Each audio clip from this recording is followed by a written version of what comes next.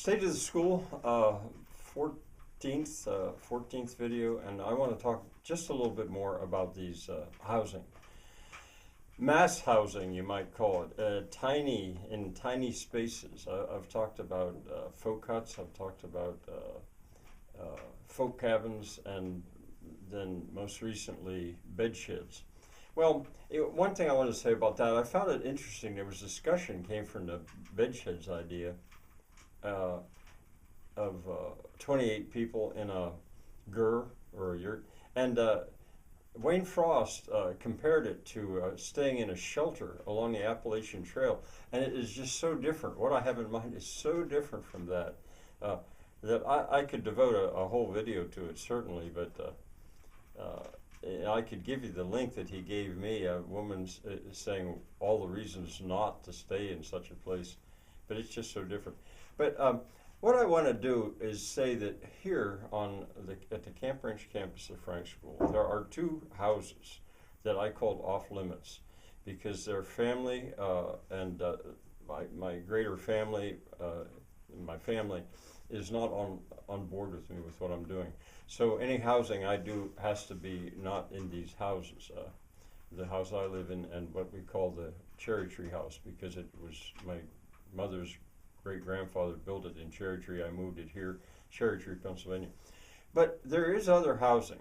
At the what I call the Gasthaus, which is German for guest house, that is, to me, probably the most interesting building on this whole property because it houses animals, and it always has as long as I've been here.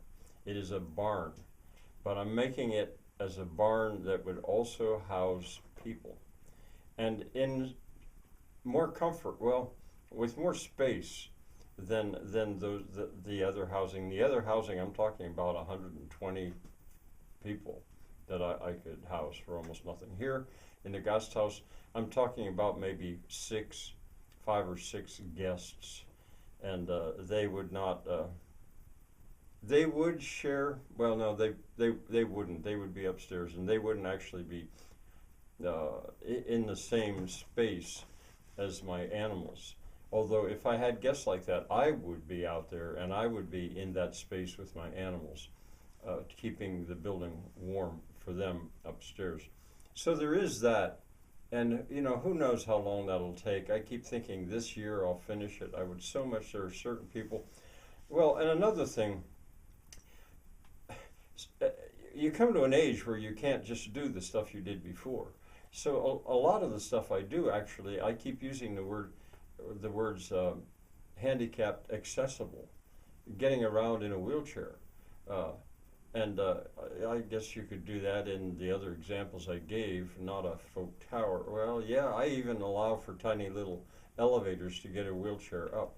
But with the roof gardens that I plan, it would be really nice if someone handicapped accessible could get up there, and I think I can.